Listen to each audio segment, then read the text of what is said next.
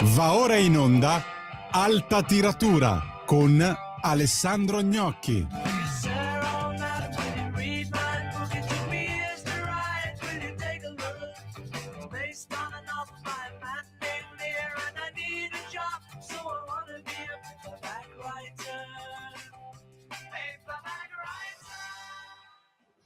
Buongiorno, benvenuti ad Alta Tiratura, io sono Alessandro Gnocchi, questa è Radio Libertà.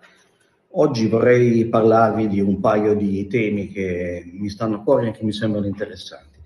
Il primo è una chiosa al fatto che tutti i commentatori hanno messo in luce la incapacità di incidere dell'Unione Europea su quello che sta succedendo in giro per il mondo, ovvero le guerre di Ucraina, nel Medio Oriente, sia a Gaza sia in Iran, il pasticcio dello stretto di Hormuz e tutto il resto. Insomma, l'Europa sembra non avere voce, neanche viene consultata quando ci sono gli attacchi e nemmeno viene consultata durante le trattative per il cessate il fuoco temporaneo, per la tregua temporanea, che poi alla fine sta già crollando in realtà. Si può fare una riflessione, credo, culturale sul perché appunto l'Europa non conta niente di fatto. Dobbiamo pensare, scusate, prendo il giornale perché poi vi citerò alcuni passi dall'ultimo libro di Jürgen Habermas, grande filosofo tedesco, libro postumo, libro intervista, molto interessante, che mette proprio in luce l'ideologia sulla quale si basa l'Europa. E qual è l'ideologia sulla quale si basa, più che l'Europa, l'Unione Europea? È l'ideologia della pace perpetua che fu teorizzata in particolar modo in maniera molto netta da Kant. Kant disse che il regno della ragione sarebbe arrivato, che una confederazione di stati avrebbe posto fine alle guerre, ovviamente si riferiva alle guerre europee in particolare, e appunto la ragione andava verso il progresso ci avrebbe portato al trionfo della ragione. Naturalmente ci sarebbero state alcune battute d'arresto, ma alla fine avrebbe trionfato il buonsenso, avrebbe trionfato la pace. L'Europa, uscita distrutta dalla Seconda Guerra Mondiale, ha posto, con il passare degli anni, al centro del progetto di unificazione europea, che vi ricordo prende il via, in realtà il mercato comune è una cosa, l'Unione Europea prende il via con il Trattato di Maastricht del 92 e poi si dà uno statuto giuridico sempre più preciso con il passare degli anni. Ecco, stavo dicendo che l'Europa distrutta dalla Seconda Guerra Mondiale cerca una nuova identità che sia diversa dal nazionalismo che aveva portato appunto alla tragedia in tutto il mondo.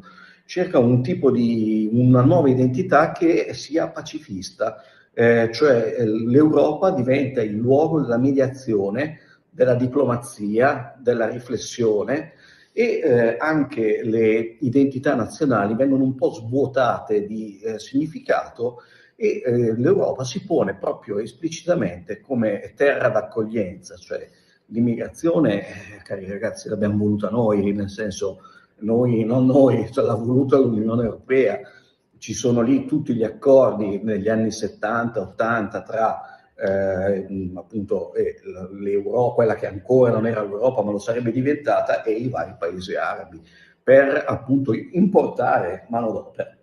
Quindi è una non identità quella europea, nel senso che l'identità europea è non averne una propria, nel senso che appunto le radici cristiane giudaico-cristiane sono state estromesse dalla Costituzione, che poi non si è neanche scritta. C'è stato tutto questo dibattito che non ha portato a niente, perché in realtà non c'era niente su cui unirci che non fosse la negazione di noi stessi. Però c'è un piccolo problema che nella diplomazia per ora non si è trovato un metodo più efficace di quello brutale di appoggiare sul tavolo i fucili.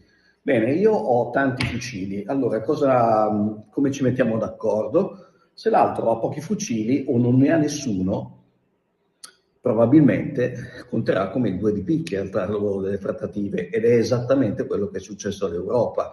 Ora, l'Europa cerca di, come dire, di darsi importanza, di sostenere l'Ucraina fino all'ultimo spasimo per far vedere che effettivamente lei è in campo, anche perché la guerra è nel cuore dell'Europa. Però di fatto poi alla fine, quando fanno le trattative per la pace, sono trilaterali: USA, URSS e Ucraina, noi non pervenuti. L'attacco all'Iran non è stato nemmeno comunicato alle cancellerie, o se è stato comunicato, sinceramente nessuno ne ha dato notizia. Ecco. Quindi diciamo, questa idea di essere il luogo della diplomazia non tiene conto della realtà. La realtà è molto semplice, la realtà è che ci vogliono i carri armati per poter trattare. Se non hai i carri armati o le bombe atomiche, sei una Cenerentola, non conti niente. È brutale dirlo, ma è la verità. È la verità. Perché il Pakistan ha un ruolo chiave nella mediazione tra Iran e USA? Perché è una potenza islamica atomica, non per altro. Voi direte, ma l'atomica ce l'abbiamo anche noi, la Francia ce l'ha, in quanto vincitrice, per modo di dire, della seconda guerra mondiale, ha diritto all'atomica, e ce l'ha. E ricorderete che anche di recente, erano i tempi di Chirac, ma insomma la sperimentarono in un atollo dell'Oceania, suscitando una reazione negativa proprio in Francia e nel resto d'Europa, perché insomma buttare l'atomica, sperimentare l'atomica era una roba da persone rozze cattive, mentre noi dovevamo essere invece i raffinati diplomatici. Ma i raffinati diplomatici purtroppo si appoggiano sempre sulle armi, altrimenti non hanno niente. La deterrenza è fondamentale: se non hai uno strumento di deterrenza non puoi contare niente.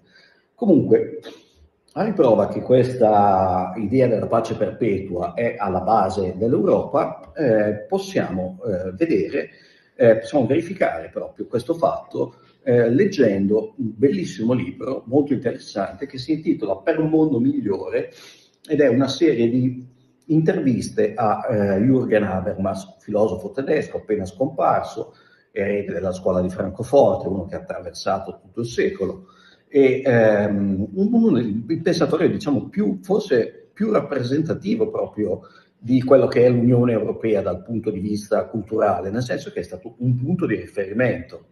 E qui, in queste interviste che arrivano fino alla guerra in Ucraina, Habermas è costretto a fare i conti con la realtà.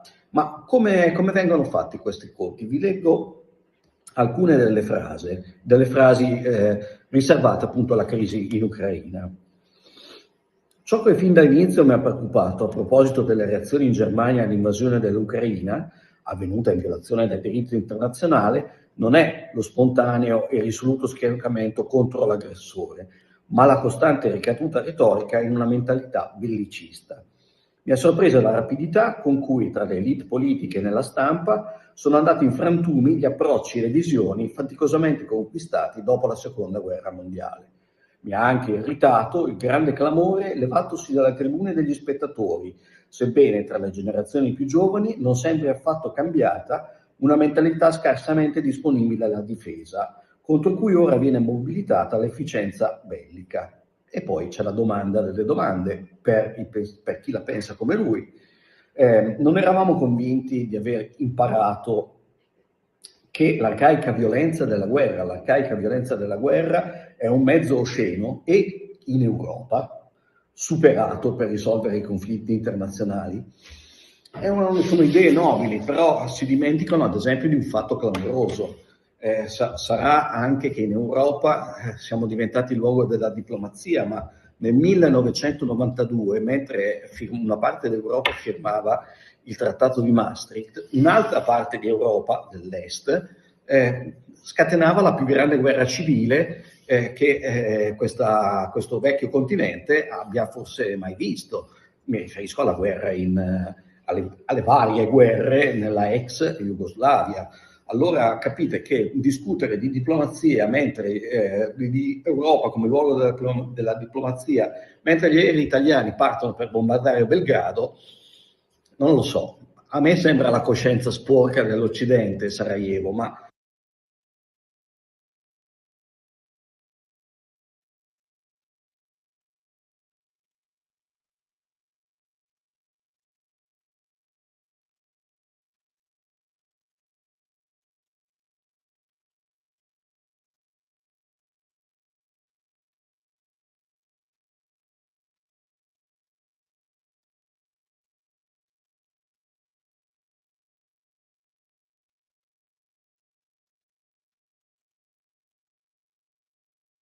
varie guerre nella ex Jugoslavia. Allora capite che discutere di diplomazia, di Europa come luogo della diplomazia, mentre gli aerei italiani partono per bombardare Belgrado, non lo so. A me sembra la coscienza sporca dell'Occidente, Sarajevo, ma adesso ci interrompiamo, sentiamo una canzone che si intitola War degli Emigrate, che è il gruppo di Richard Kurpe, che è il chitarrista dei tedeschi Rammstein, e subito dopo facciamo ancora una piccola digressione su il caso di Sarajevo, perché voglio segnalarvi un libro molto bello appunto sulla guerra in Bosnia, e poi parleremo di tutt'altro, parleremo di Pinocchio e di chi sono i Pinocchio della cultura italiana.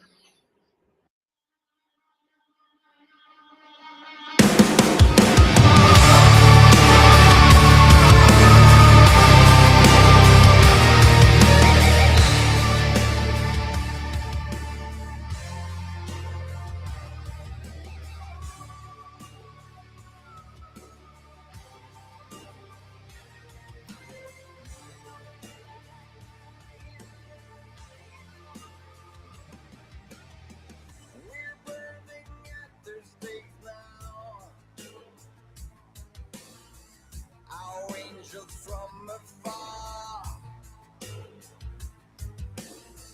have come to live in ghost towns, built homes of black and char.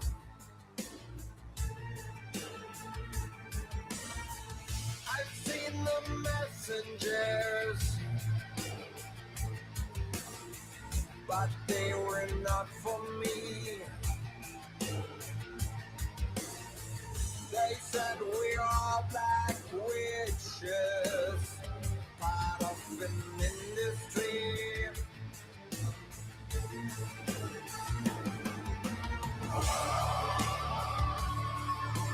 This is what it sounds like.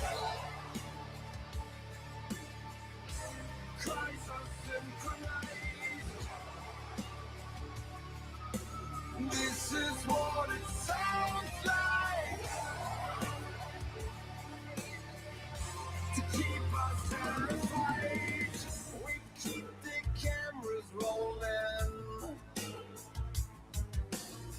so we can televise all that we've been controlling, to keep you mesmerized. Market the right explosions, just like celebrities. Commercialized religions and their inequities.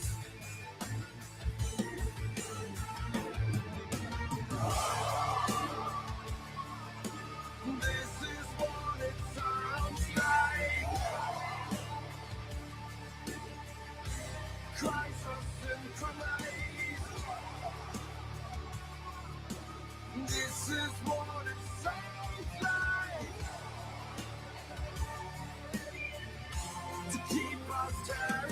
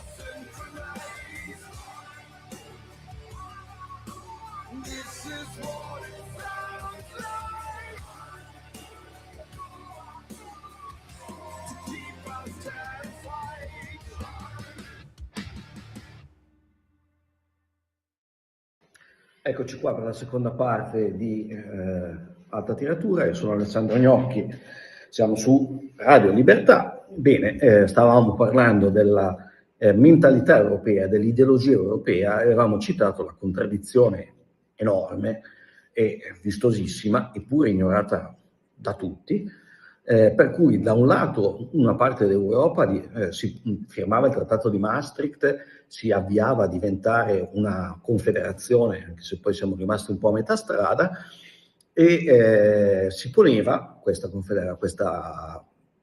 unione di stati, si poneva la missione storica di diventare il luogo in cui i conflitti venivano risolti solo attraverso la diplomazia, con il rifiuto delle armi e del nazionalismo che avevano distrutto l'Europa appunto nel corso del Novecento. Bene, abbiamo detto però che mentre loro firmavano, dall'altra parte dell'Europa, a pochissimi chilometri dalle coste italiane, anzi proprio al di là della frontiera italiana, la Jugoslavia andava in 1000 pezzi con una serie di guerre, prima la Slovenia rapidissima, poi la Croazia terribile, e poi soprattutto gli scontri in Bosnia e Herzegovina e infine in Kosovo. Ecco, questa parte d'Europa, l'ex Jugoslavia, che ha dei legami storici fortissimi con l'Italia, ad esempio, perché le città della costa, come noi sappiamo, le città croate, sono città veneziane, fondate dai veneziani. E basta pensare poi all'epopea di Fiume, insomma, siamo praticamente in un angolo di Europa che però è attaccata a noi anche per una serie di motivi storici. Ecco, mentre loro firmavano, dall'altra parte iniziava l'assedio di Sarajevo. Ora voi capite che andrà avanti dal 92 al 95, il più lungo assedio di una guerra del Novecento combattuta sul suolo europeo. Cioè 3 anni di assedio in cui la gente in cui i cecchini serbi sparavano sui bambini di Sarajevo. Ci fu una forza di interposizione ONU che non serviva un tubo, perché non poteva sparare sostanzialmente, e dopodiché l'Europa iniziò a bombardare Belgrado, e prima le postazioni dei serbi sopra Sarajevo, poi anche Belgrado. Allora capite la contraddizione incredibile che c'è tra dichiararsi luogo della pace e bombardare Belgrado. Senza entrare nel merito della questione, non c'è bisogno. Stiamo dicendo solo una cosa: teorizzi la pace, fai la guerra. Bene, sulla questione di Sarajevo c'è un libro stupendo, un reportage a fumetti di Joe Sacco, appena uscito per Einaudi, si intitola semplicemente Bosnia 1992-1995. Vi invito a guardarlo. È un reportage giornalistico a tutti gli effetti. Lui è famoso per aver inventato il reportage a fumetti, e quindi diciamo le informazioni che trovate sono quelle che sono vere, cioè sono effettivamente le storie che lui ha vissuto a Sarajevo, perché c'era questa assurdità anche, no? Cioè c'era l'assedio, ma l'assedio valeva solo per i cittadini di Sarajevo. Quelli che venivano da fuori avevano una specie di pass per atterrare e decollare, non che fosse poco pericoloso, ma in ogni caso l'assedio valeva solo per i cittadini di Sarajevo. Qui lui ci fa vedere le incredibili atrocità e brutalità della pulizia etnica, della guerra civile, e soprattutto la cosa che colpisce è che da un giorno c'è una scena incredibile, no? In cui lui viene portato sul luogo dove ci sono 3 soldati a difesa di Sarajevo che dall'altra parte del muro parlano con 3 soldati invece dei serbi che vogliono, e ogni tanto si parlano tra di loro e ogni tanto si sparano attraverso le pareti. Cose che trovate anche in altri libri, è vero, non so se vi capita, c'è un grande libro di William Wallman che parla appunto della guerra a Sarajevo, si chiama Short Stories, in italiano onestamente in questo momento non mi ricordo il titolo, ma se lo cercate lo trovate facilmente. E quindi chiudiamo per adesso questo capitolo, perché è un capitolo secondo me quello di Sarajevo, che va assolutamente capito, studiato, e soprattutto va capito perché è stato negato, cioè negato non nel senso che nessuno può negare che gli aerei partivano da Aviano e andavano a bombardare Belgrado, però è come se fosse un avvenimento che noi non vogliamo vedere, ce la raccontiamo, siamo tutti pacifisti, abbiamo bombardato, però fino a ieri abbiamo bombardato, allora tanto pacifisti, forse allora le armi non sono del tutto inutili, sarà brutto dirlo, però purtroppo è così. Vi consiglio anche di René Girard il libro su von Clausewitz, che è quel generale che disse che la politica, cioè che la guerra è la continuazione della politica con le armi. Girard è un grande pensatore, ma adesso non voglio prendere tutto lo spazio perché voglio parlarvi anche di Pinocchio. Dunque, allora, la settimana prossima inizia la Fiera del Libro per i Ragazzi di Bologna, una fiera molto famosa, e quest'anno è dedicata a Pinocchio. È dedicata a Pinocchio e ci saranno vari libri, varie iniziative. Pinocchio, tra l'altro, è stato al centro di recente di una pubblicazione che ci fa vedere la ricchezza incredibile di questa storia. Molti non sanno che all'inizio aveva un finale diverso. Pinocchio moriva impiccato. Insomma, quindi c'è tanto da scoprire ancora, nonostante sia uno dei libri più letti in tutto il mondo, soprattutto dopo il film Disney che l'ha reso celebre ovunque.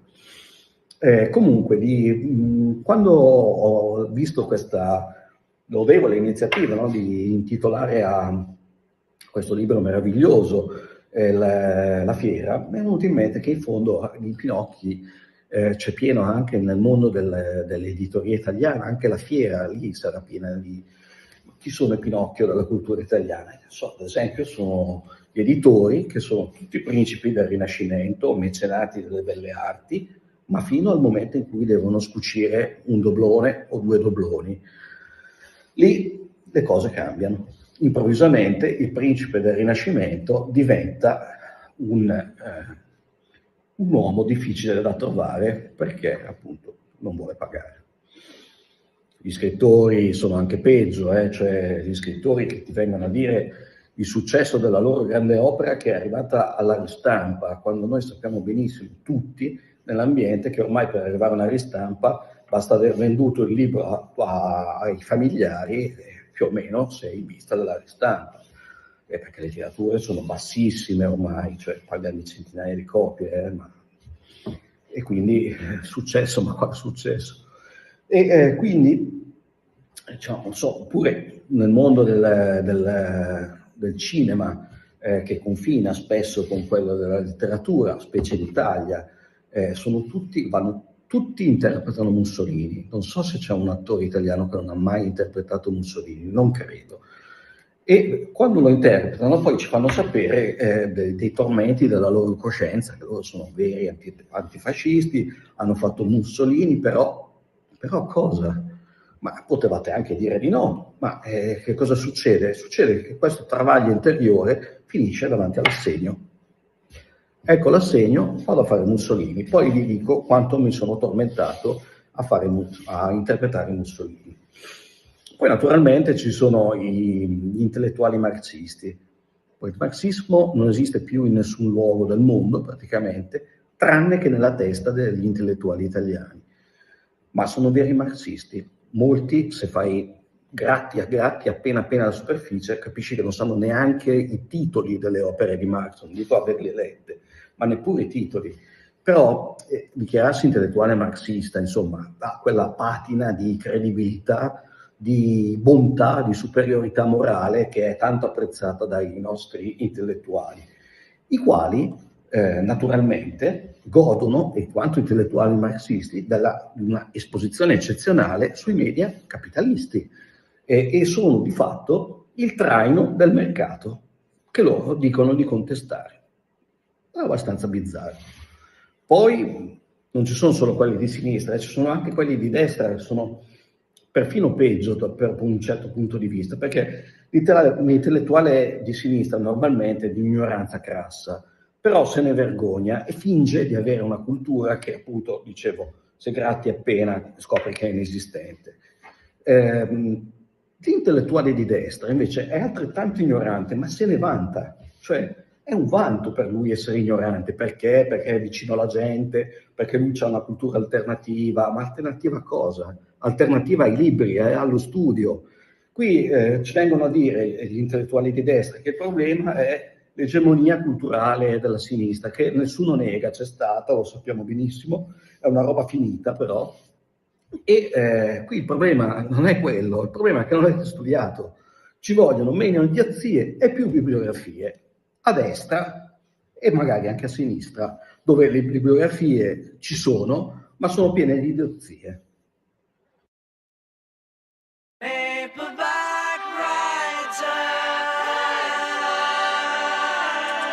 Avete ascoltato Alta Tiratura.